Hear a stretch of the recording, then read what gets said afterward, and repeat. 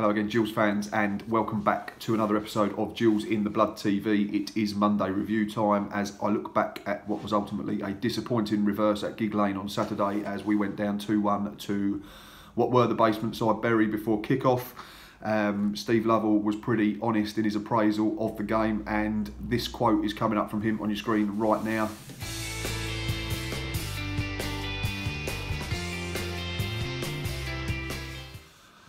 As you can see from that sums it up pretty much to a T. Steve Lovell labelling the first period on Saturday as the worst under his tutelage since he took over in mid-October. Yeah, very frustrating. Didn't go to the game, plenty did again. Well done to all of them. I guess it just shows how far we've come that we're that disappointed that we saw that as a game that we perhaps should have won, not could have won. But I'm still going to put it down to one of them days, and let's not say too much more about it. We move on to next week. If you look at recent results in this division, we're not the only ones to have suffered defeats or poor results against sides that we should be beating. Recently, Wigan have lost back-to-back games to Southend and Blackpool, two sides that you'd have them down to beat 9 times out of 10. Blackburn Rovers recently dropped points against both Northampton and Oldham, and Shrewsbury, who we played just last Tuesday, would probably see their 1-1 draw with us as 2 points dropped at home. So it happens to all of us. It happens to better teams than us, and it happens to worse teams than us. Maybe it's just a competitive division, and we have to look at it that way. Yes, it's frustrating because they were bottom of the league and we were 11th or 12th at kick-off, but it's gone. We can't change it. If we look at Steve Lovell's record overall, I think some of the people that were on social media over the weekend questioning him and his ability to do the job is quite frankly ridiculous. I personally am not a massive fan of the 3-1-4-2 that we've employed for the last few games. With Callum Riley, Mark Byrne and Jake Hessenthaler all playing centrally in Lee Martin's absence.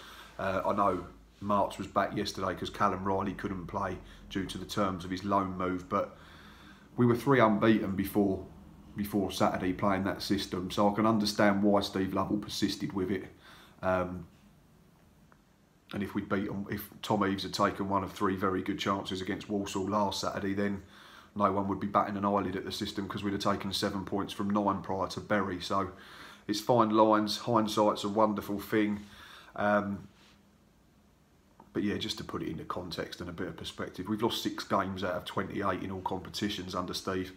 We've lost 4 in the league, and we haven't lost back-to-back league games since he came on board as manager. First defeat was at home to Northampton. We then went and beat Rotherham the week after 3-1. We lost to Plymouth in December. The week after, we battered Bristol Rovers 4-1. We lost to Wigan 2-0 a few weeks ago, and then we followed that up with a creditable 1-1 draw against playoff chasing Peterborough. So we've reacted well every time that we've lost a league game this season. A few people are now saying that they're worried because the next 4 games are going to be really tough. They probably are. Rotherham are absolutely flying, who we host on Saturday. But if you want an omen, there you go. I've just said that we lost at home to Northampton. That was our first defeat under Lovell, and we went and beat Rotherham 3-1 the week after. They've won 7 on the bounce coming into this Saturday, so it might be a slightly different game. But we've always reacted well, and we tend to play better against the bigger, I like doing that, or the better team. So I think we'd be absolutely fine. I'm excited by the next 4. Rotherham at home, Pompey away, Blackburn at home, Bradford away. 2 of them sides, Pompey and Bradford, are not in massively good form anyway. So I think there's still points to be gained. The playoffs is probably starting to look pretty unlikely now. But if we can get ourselves safe during this period of 4 games, then we've effectively got the last 2 months of the season to see how far it takes us, which would be great. And again, I can't reiterate it enough. If we'd been offered this position back in October, we'd have snapped arms off. So overall record for Steve Lovell, just to, you know, it's becoming a bit of a vlog of me defending Steve Lovell, because to criticise him I think is absolute nonsense, to be quite honest.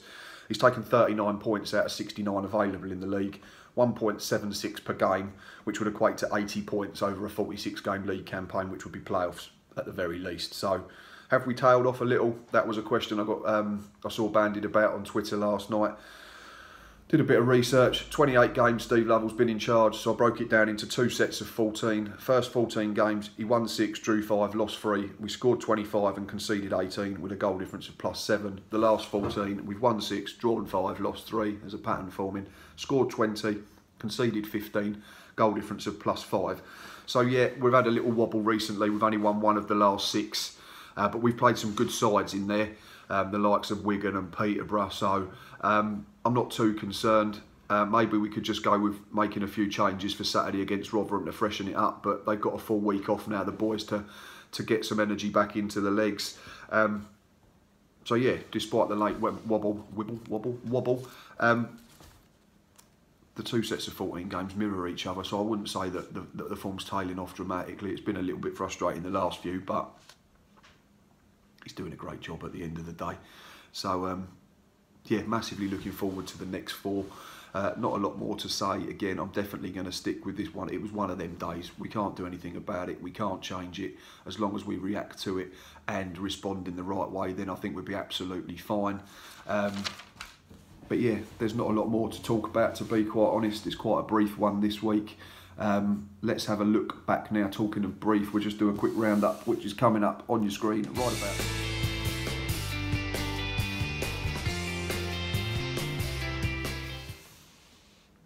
Not loads to get through from the weekend. Aaron Simpson played 90 minutes. He who's just had his loan spell extended to the end of the season at Margate. He got 90 minutes for them on Saturday. He played 45 minutes, I think, up further forward as well, left midfield from looking at the reports, and he set up the first goal for Jordan Shardozzi in their 3-2 defeat. No comments about the cup, please. Darren Oldacre again scored for Hive in their draw at the weekend, so I think he's got 5 for them already now in 4 games or something. He's doing very well. And our other loanee is Greg Cundall, who didn't even make the matchday squad for Kingstonian, so I'm not sure whether he's injured.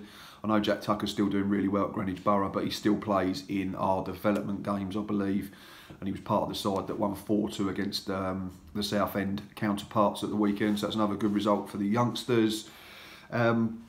No midweek game this week, so I am going to start wrapping it up. We are 5 away, just 5. Look, 695 of you subscribe on YouTube. I'm sure between you can all get one more person to do it. It's not even that, is it?